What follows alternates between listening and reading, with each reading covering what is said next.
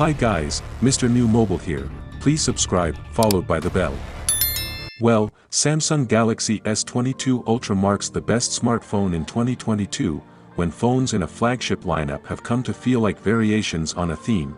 There's the base model, the bigger base model, and then the biggest model with an extra camera and some other minor hardware upgrades.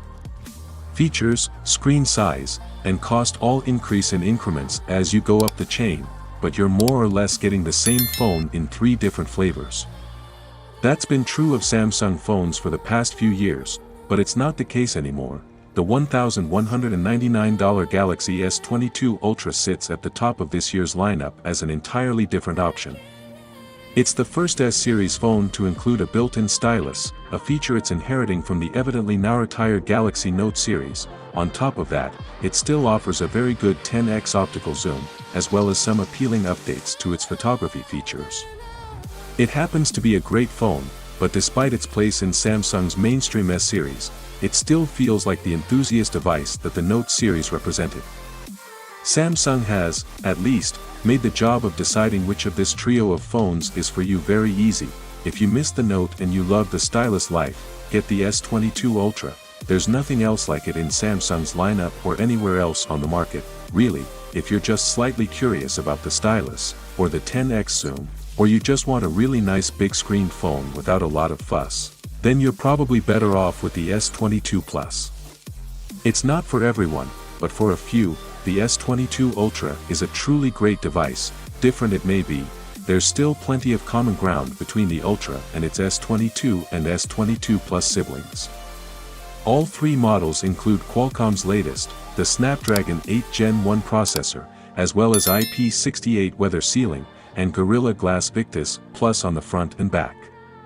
The Ultra and S22 Plus have OLED screens with higher 1750 nits peak brightness, but all 3 have a top refresh rate of 120 Hz. Only the Ultra uses an LTPO display, which allows the screen to change its refresh rate more than the other models, which in theory helps save battery life. It's a huge, 6.8-inch 1440 by 3088 panel, so every bit of power saving can make a big difference.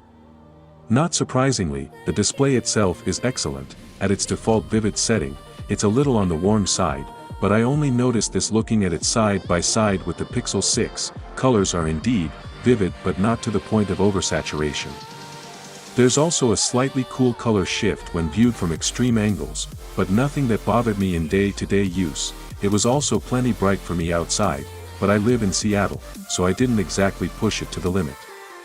The Ultra stands apart with a boxier design lifted straight from the Galaxy Note and, of course, that built-in S Pen silo, while the S22 and S22 Plus follow last year's design cues with rounded corners and a camera bump that blends into the side rail of the phone. The S22 Ultra embraces chaos and skips the camera bump altogether. For camera lenses and a laser autofocus sensor protrude from the back plate of the device housed in nothing at all, and it is weird at first, but I've grown to like it. The S22 Ultra supports 45W fast wired charging, but you'll need to buy the $50 power brick separately. Spending $1,200 on a phone and having to spend another $50 on a charger is about as annoying as paying $12 for Wi-Fi on a $500 flight. If you pre-ordered the Ultra, I hope you put some of your Samsung store credit toward one. There are a few minor differences in the S22 Ultra's camera hardware compared to last year's. The telephoto lenses are just a little wider, but it's largely the same setup. So, that is it guys. Let me know your thought in the comment below. And if you are new here, please subscribe, like the video, comment. Thanks for watching. See you on my next video. Peace out.